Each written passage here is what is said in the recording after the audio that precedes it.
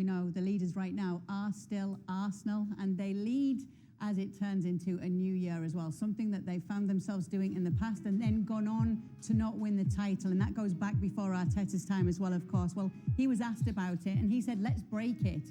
That's what they transmit every single day. When they're with us training in every match, you can see their desire, you can see the energy that they put in, how much they want it, and that's what we need. That's still 5 months to go, and take it day by day. Enjoy that process of being where we are and go for it. So why might 2026 be different for Arsenal with this record, Craig? Well, the squad, the chasing pack. While City are better, it's not City of 2 or 3 years ago. Liverpool have fallen off the cliff. I don't see any way back for them if you look at their recent form, including the game against Leeds United at home. There is nobody really else, as Chelsea have got 2 wins in 9.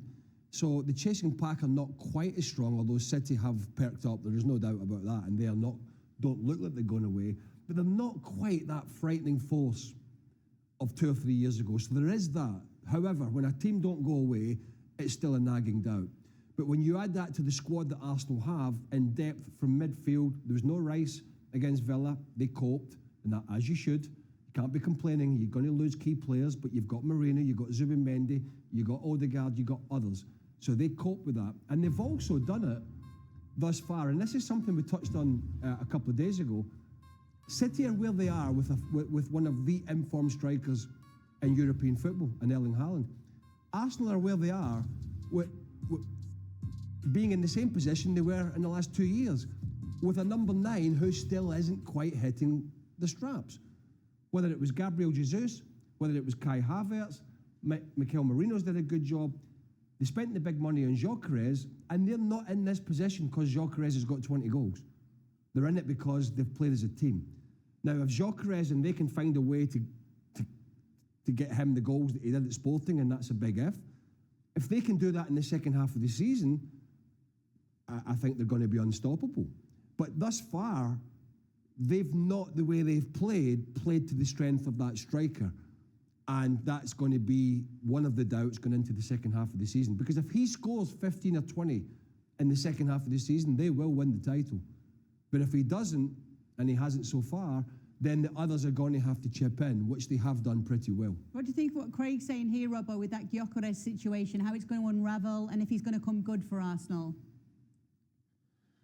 I'm not sure he's going to come good. I mean, what are his strengths? You know, I saw him play at Coventry, I saw him play for Sporting, and he's fairly decent in the air when the ball comes in the box. His movement is quite good to get away from people.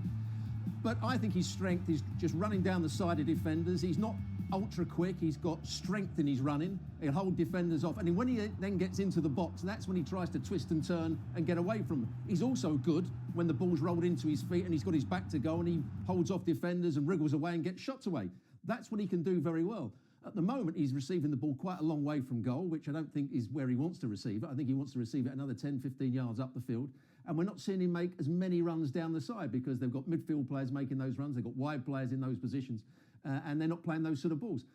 I don't think they have to play to his strengths because they're top of the table. They're doing what they do well at the moment. What he needs to do is make sure that when it does come into his areas, he performs at his very best. And I think the difference between playing at Sporting and playing for Arsenal now, I think the defenders are that little bit quicker, that little bit stronger, and they haven't given him the room to work his magic, which he did in Portugal. But if the others, Robbo, don't, you know, if the goals kind of dry up a little bit and from Saka or Moreno or Trossard or, you know, Eze or if they just sort of dry up a little bit, you're now looking at your striker, aren't you? You're now looking at this guy that you brought in to try and win these games, and that's where the big question will be in the second half of the season.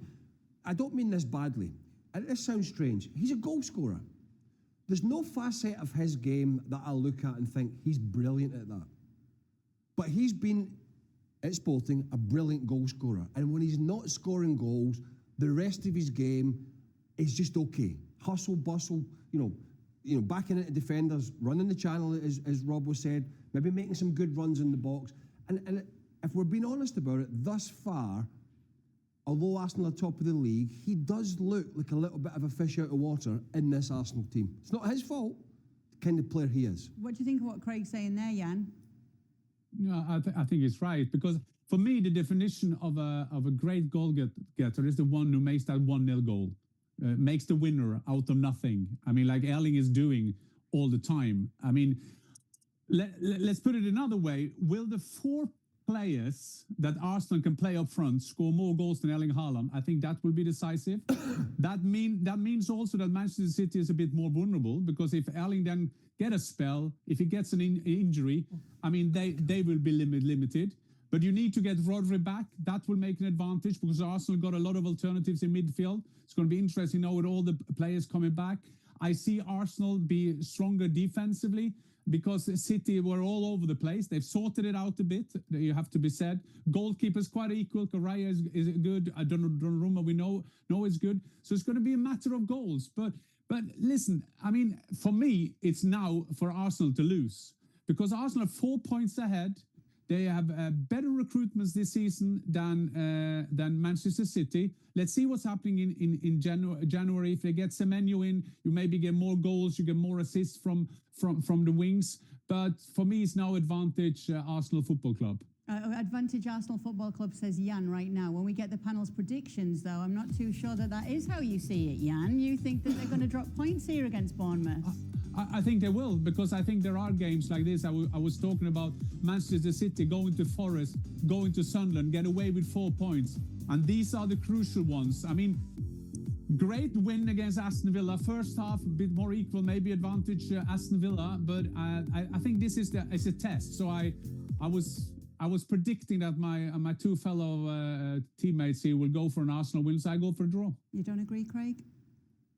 No, Bournemouth had honestly, it was just such a great start to the season. Basically, they lost Zabanya to PSG, lost Houston to Real Madrid, lost Kerkez to Liverpool, amongst 1 or 2 others. And yet, at one point early in the season, I think they were in the top 4, which is quite amazing. But since then, there's been quite a big drop-off in their form. And so I just think Arsenal are going to be too strong. I think they'll grind them down in the end and get the result. You too, Stuart?